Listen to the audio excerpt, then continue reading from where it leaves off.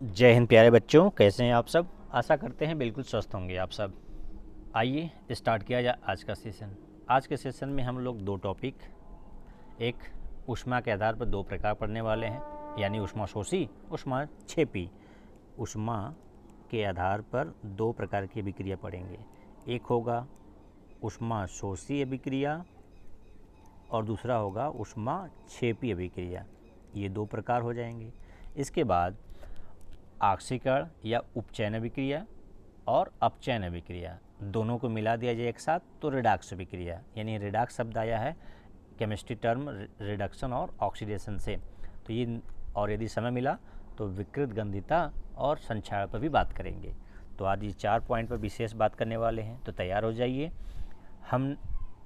हमने बताया था रासायनिक अभिक्रिया के प्रकार, जिसमें आप मुख्यतः 4 प्रकार की अभिक्रिया पढ़ चुके हैं। अब उन चारों प्रकार की अभिक्रिया में हम ऊष्मा के आधार पर उनको यदि वर्गीकृत करें या बांटें तो ऊष्मा के आधार पर दो प्रकार के में बांट सकते हैं। ऐसी अभिक्रिया जिसमें ऊष्मा लगती है, ऊष्मा लगेगी, अंदर लगेगी, रिएक्शन के लिए चाहिए, अभिक्रिया को कराने के लिए चाहिए, तो उसको बोलेंगे ऊष्मा शोषी। क्या बोलेंगे? ऊष्मा शोषी बोलेंगे। अभिक्रिया के लिए ऊष्मा चाहिए। ऊष्मा क्या है पहले आप समझ लीजिए। ऊष्मा एक प्रकार की क्या है, यानी ऊष्मा का मतलब ऊर्जा से समझिए आप। ऊष्मा का मतलब ऊर्जा। अब ऊर्जा का मतलब क्या है? कार्य करने की क्षमता है। कार्य करने की क्षमता के लिए जो ऊर्जा चाहिए वो किस रूप में आप ले सकते हैं, आप समझ सकते हैं तापमान के रूप में, कि ऊर्जा ताप के रूप में किसी को दी जा सकती है, या विद्युत के रूप में दी जा सकती है, यानी किसी काम को, यदि पंखा चलाना है तो बिजली चाहिए, मोबाइल चलाना है तो बिजली, उसमें जो बैटरी है उसमें बिजली चाहिए, आपको बोलना है तो एनर्जी चाहिए, आपको कोई काम करना है तो एनर्जी चाहिए, यानी कार्य करने की क्षमता ही क्या है? ऊर्जा है।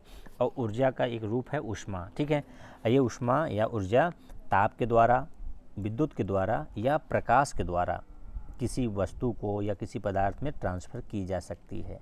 तो ये 3 रूप हैं ऊर्जा को ट्रांसफ़र करने के, ताप, विद्युत और प्रकाश, जिसको आप पढ़ चुके हैं ऊष्मीय वियोजन वाले टॉपिक में। ऊष्मीय वियोजन के लिए आप क्या क्या देते थे? ऊष्मा देते थे गर्मी के रूप में, तापमान देकर या लाइट देकर, ठीक है, यानी इलेक्ट्रिसिटी देकर, ठीक है, या प्रकाश देकर। तो ये 3 प्रकार था ना, प्रकाश द्वारा, विद्युत द्वारा और ताप द्वारा।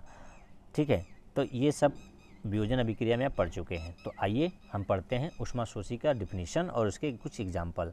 तो ऊष्मा शोषी अभिक्रिया को हम बोलते हैं रसायन की भाषा में एंडोथर्मिक। ठीक है, एंडोथर्मिक रिएक्शन। अब एक टर्मोलॉजी है, उसको भी आप समझ लीजिए यहाँ पर, तो ज़्यादा आपको आसान होगा आगे, कि जब भी टर्म आएगा इंडो,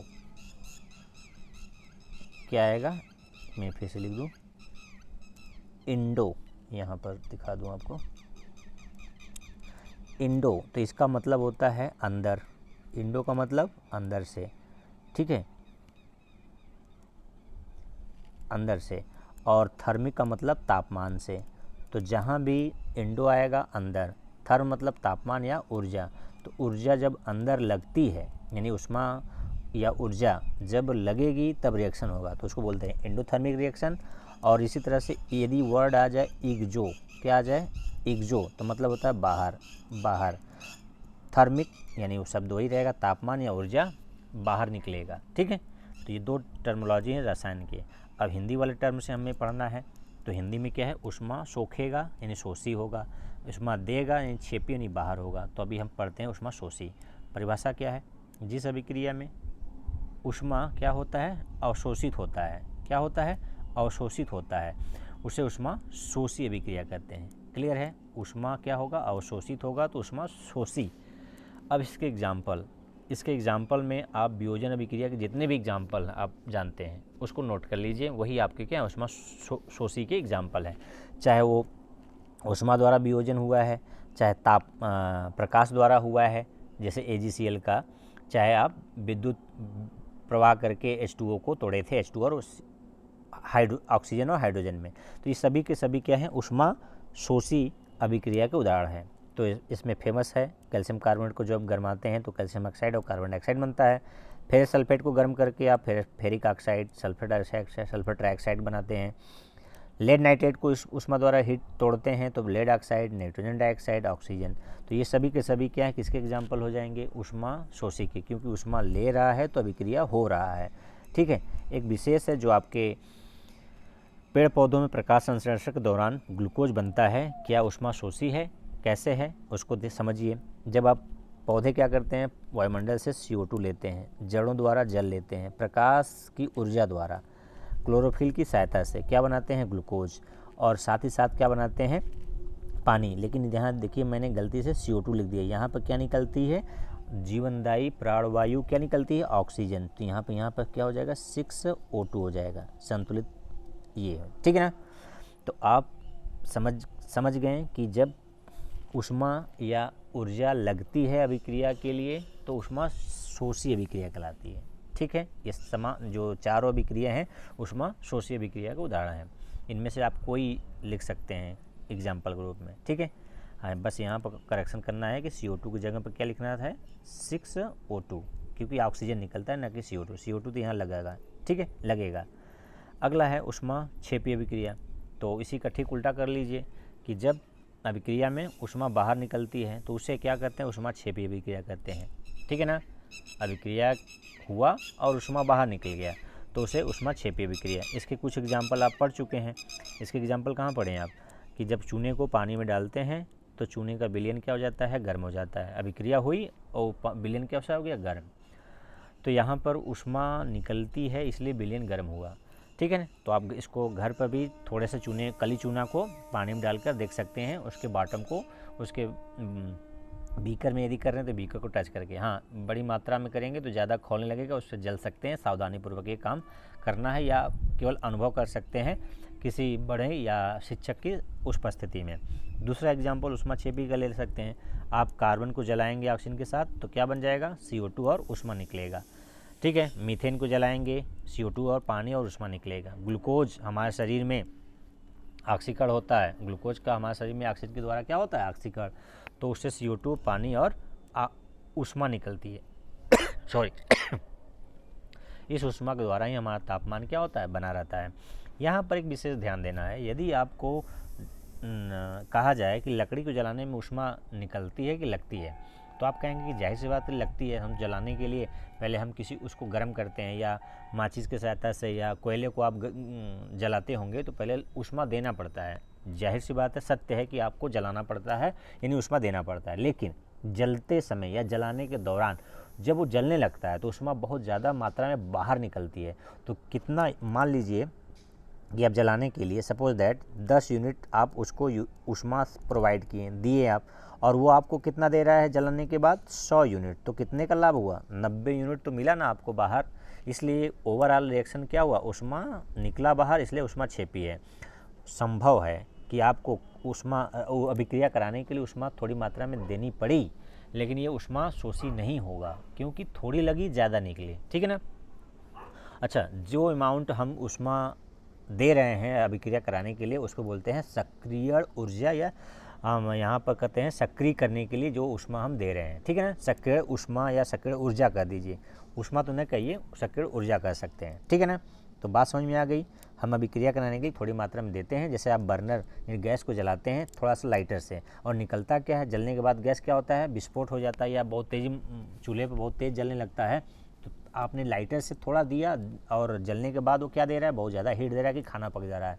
इसलिए ओवरऑल क्या हुआ, ऊष्मा क्षेपी अभिक्रिया हुआ है। तो आपको ये कमेंट करके बताना है कि जो LPG गैस है उसमें कौन सी गैस होती है और उसमें क्या सिलेंडर में भरा जाता है कि वो स्मेल यानी महकता है।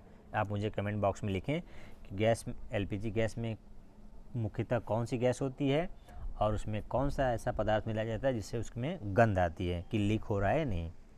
चलिए अगला, ये सभी किसके उदाहरण हैं, सभी उदाहरण हैं ऊष्मा क्षेपी के, क्योंकि सभी के रिएक्शन के बाद ऊष्मा बाहर निकल रहा है, इसलिए ऊष्मा क्षेपी है। ठीक है, अब हम बात करेंगे, हमने बात बताया था कि ऊष्मा के आधार पर 2 प्रकार पढ़ेंगे, इसके अलावा ऑक्सीकरण और अपचयन अभिक्रिया पढ़ेंगे। तो चलिए ऑक्सीकरण और अपचयन अभिक्रिया के बारे में पढ़ते हैं। देखिए, ऑक्सीकरण और उपचयन एक शब्द है, यानी किताब की भाषा में उपचयन है और कुछ किताबों में इसी को ऑक्सीकरण कहते हैं। तो दोनों एक नाम है, दो नाम है एक चीज़ का। और केमिस्ट्री के टर्म में क्या बोलते हैं? Oxidation reaction. ठीक है, तो ऑक्सीडेशन रिएक्शन यानी ऑक्सीकरण या उपचयन अभिक्रिया क्या है? तो एक टर्म, एक लाइन में आप सुनना चाहेंगे तो सीधा बोलेंगे कि ऑक्सीजन का योग होना। जहाँ ऑक्सीजन योग का जुड़ाव होता है या जुड़ता है उसे ऑक्सीकरण कहते हैं। जिस पदार्थ में जुड़ता है उसे उसका ऑक्सीकरण कहते हैं। ठीक है ना, परिभाषा नोट कर लीजिए। किसी पदार्थ में ऑक्सीजन का योग होता है तो उसे ऑक्सीकरण अभिक्रिया कहते हैं। अब किस पदार्थ में ऑक्सीजन का योग हो रहा है, कुछ एग्जाम्पल देखिए। मैग्नीशियम को जलाएंगे ऑक्सीजन के साथ तो मैग्नीशियम ऑक्साइड बन जाएगा। तो मैग्नीशियम में ऑक्सीजन जुड़ा इसलिए मैग्नीशियम का क्या हुआ? ऑक्सीकरण हुआ। कॉपर को ऑक्सीजन के साथ गरमाएंगे तो कॉपर ऑक्साइड में ऑक्सीकरण हुआ। कॉपर ऑक्साइड में ऑक्सीकरण हुआ। इसी तरह से कार्बन को ऑक्सीजन के साथ जलाएंगे तो कार्बन का क्या हुआ? कार्बन डाइऑक्साइड में ऑक्सीकरण। यानी जिस पदार्थ में जुड़ा है उसका ऑक्सीकरण कहेंगे आप। ठीक है ना, तो इन तीनों पदार्थ का यहाँ पर क्या हुआ है? ऑक्सीकरण। मैग्नीशियम का ऑक्सीकरण हुआ, मैग्नीशियम ऑक्साइड बना। कॉपर का ऑक्साइड ऑक्सीकरण हुआ तो कॉपर ऑक्साइड। कार्बन का ऑक्सीकरण हुआ तो कार्बन डाइऑक्साइड।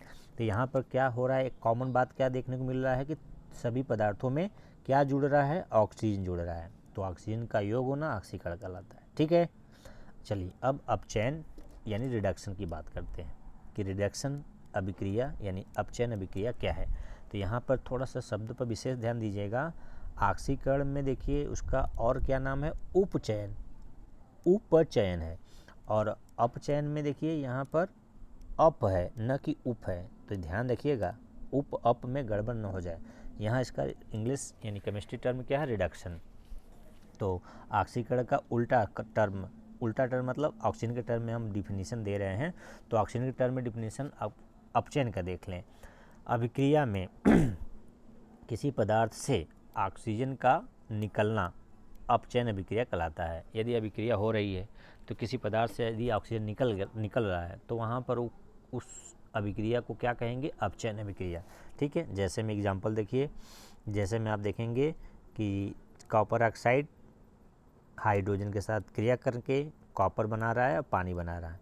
तो कॉपर ऑक्साइड से कॉपर में से कॉपर निकल गया और ऑक्सीजन अलग हो गया, तो ऑक्सीजन का निकलना हुआ ना, कॉपर ऑक्साइड से ऑक्सीजन निकल गया, तो यहाँ पर कॉपर ऑक्साइड का क्या हुआ? अपचयन। क्या हुआ है? अपचयन हुआ है।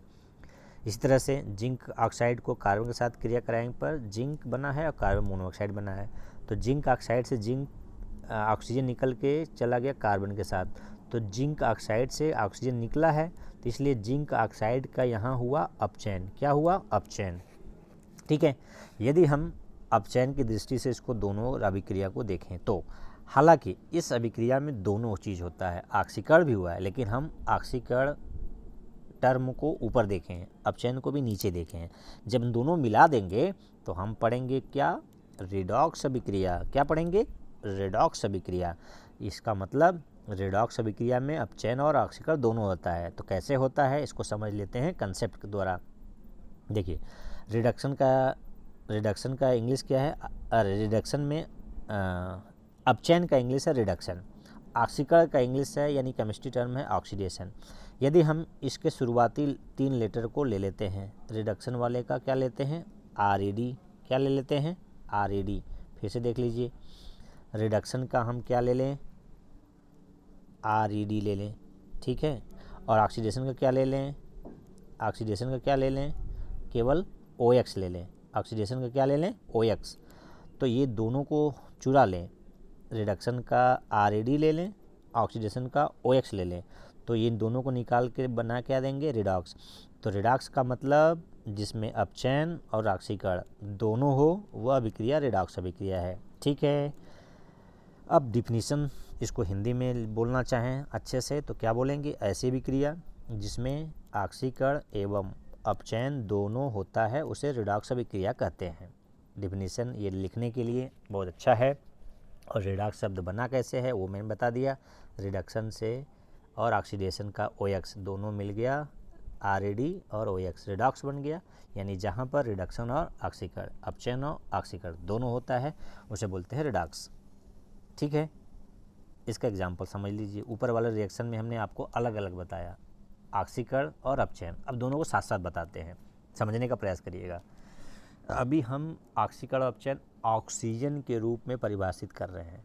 ये परिभाषा ऑक्सीकरण अपचयन का हाइड्रोजन के टर्म में भी है, इलेक्ट्रॉन के टर्म में भी है, ऑक्सीकरण संख्या के टर्म में भी है, ठीक है, और विद्युत ऋणात्मक तत्व के रूप में भी है। तो क्लास 11th में ये पांचों प्रकार से आप पढ़ेंगे, लेकिन अभी हम क्लास 10th में आपको केवल हाइड्रोजन के ऑक्सीजन के टर्म में बता रहे हैं, ठीक है। और हाइड्रोजन के टर्म में हम आपको परिभाषा तो बता देंगे, एग्जाम्पल कभी और दे देंगे, ठीक है। ये अभी समय मिलेगा तो हम दे देंगे। अभी हम केवल ऑक्सीजन के टर्म बता रहे हैं कि ऑक्सीकरण क्या होता है। हाइड्रोजन के टर्म में इसका ठीक उल्टा होगा, अभी हम बताएंगे समय मिलने पर, ठीक है। तो पहले समझ लीजिए मेन कंसेप्ट ऑक्सीजन वाला। तो देखिए, जिंक ऑक्साइड से क्या निकल गया, जिंक ऑक्सीजन निकल गया, तो यहाँ क्या घटना हुई, अपचयन।